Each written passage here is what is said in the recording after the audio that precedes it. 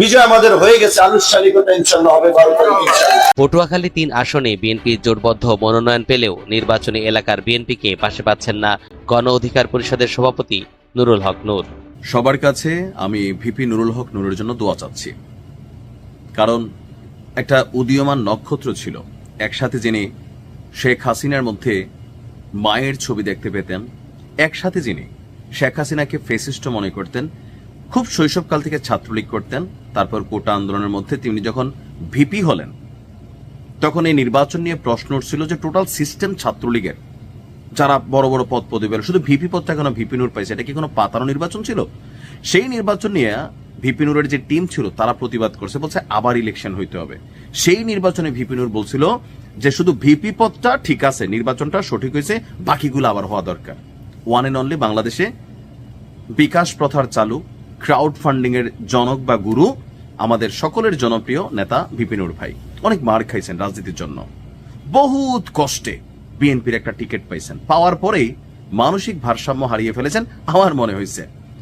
কারণ এই যে তরুণ প্রজন্মের যারা রাজনীতিবিদ, ভিপি নূরের শিষ্য হচ্ছে নাহিদ, আসিফ, যারা আছে, এখন গুরুর এই অবস্থা, শিষ্যদের জানি কি অবস্থা হয়। কেন বললাম? বাংলাদেশে মানুষ নতুনত্ব চাইছে। আওয়ামী লীগ, বিএনপি বা জামাত ইসলাম এদের বাহিরে গিয়ে যে নতুন ছেলেরা যারা আসবে রাজনীতিতে, তাদের কাছ থেকে দেশ জাতি কিছু পাবে, তারা অন্তত অতীতের রাজনীতিবিদদের মতন ঢালাও কথাবার্তা বলবে না। কিন্তু ভিপি নূর দিন শেষে সবাইকে হতাশ করেছেন। গণ অধিকার পরিষদের সভাপতি ডাকসুর সাবেক ভিপি বলছেন, আমরা বলতে পারি বিজয় আমাদের হয়েই গেছে, 12ই ফেব্রুয়ারি শুধু আনুষ্ঠানিকতা হবে। তার মানে কি ডক্টর ইউনূসের সাথে সেটেল হয়ে গেছে বিএনপির? এখন এই প্রশ্নটা কি আসে না?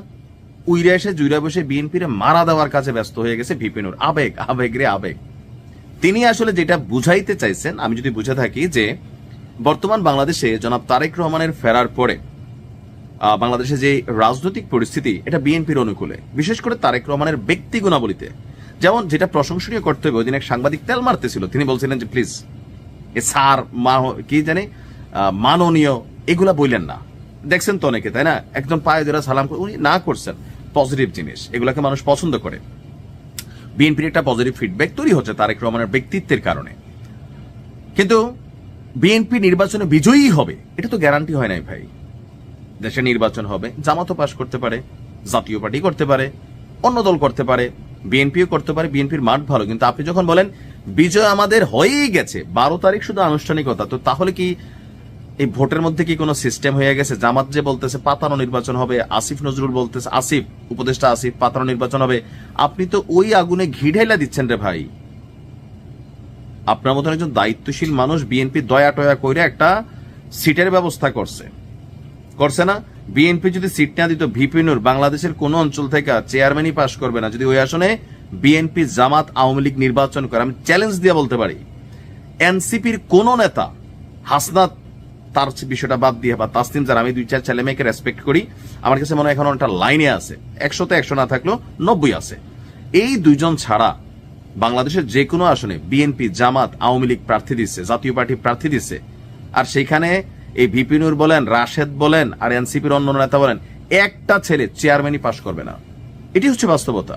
এখন বাকিরা দয়া টয়া করে দিছে। ভাই, আপনার কাছে আল্লাহ রসুলের দোহাই, এমন কোনো কথা বলেন না যেটা নিয়ে বিএনপি বিপদে পড়বে। একটা ফ্রি অ্যান্ড ফেয়ার মানুষ নির্বাচন দেখতে চাচ্ছে। আপনি যখন এই ধরনের কথা বলেন, এটা তো বোঝা যায় যে তলে তলে মনে কোনো সেটিং হয়ে যাচ্ছে। জামাত তো প্রশ্ন এমনি তুলে রাখছে, আর ওটা বাড়বে, সমালোচনা আসবে। আপনি উইরা এসে জুইরা পড়ছেন, আপনার তো এগুলো গায়ে লাগে না, মাইট টেরো খাইছেন, এটা তো গায়ে লাগে না। গতকালকে পটুয়াখালীর 10 মিনা উপজেলার বাঁশবাড়িয়া ইউনিয়নে তিনি বলছেন যে একটা মাহফিল ছিল, তো মাহফিলে গিয়ে তিনি বলছেন, আমি আপনাদের পাশে থাকতে চাই, থাকেন, আপনাদের নিয়ে কাজ করতে চাই, করেন। ধর্মীয় সামাজিক অনুষ্ঠানে বিএনপি, গণ অধিকার পরিষদ, আওয়ামী লীগ, জামাত সহ সব রাজনৈতিক এবং ইসলামিক দলের মানুষের একসঙ্গে অংশগ্রহণ আমাদের নৈতিক দায়িত্ব। সুন্দর কথা, আমরা যেটা ভালো এটাকে ভালোই বলি। 10 মিনা গলাচিপাকে রোল মডেল করতে চান, করেন, সবাই খুশি হবে। এখানে সব রাজনৈতিক দলের নেতাদের অংশগ্রহণ থাকবে, পারস্পরিক সম্প্রীতি বজায় থাকবে, এটাও সুন্দর পদক্ষেপ। ওয়াজ মাহফিল, দোয়া মাহফিলের অংশ আমাদের সংস্কৃতি বৈচিত্র্য, ঠিক আছে। তো প্রত্যেক মানুষ ধর্ম মত করবে, সব সুন্দর, আমার কাছে সবই ভালো লাগছে। শুধুমাত্র এই যে কথাটা, এটাই ভেজাল লাগছে। নূর ভাই, বক্তব্য দেওয়ার সময় একটু বুঝাশুনা দিতে হবে যে আপনার বক্তব্যের সমালোচনার জায়গা যেন বিএনপির জন্য তৈরি না হয়, আপনারও না হয়। কারণ আপনারাই তো সারা বছর সবার সমালোচনা করছেন, এখন আপনি নেতা হয়েছেন, আপনি ভুল করলে আমরা সমালোচনা করবো, এটাই তো আমাদের কাজ। ভালোর জন্য করি, ভালো থাকুন।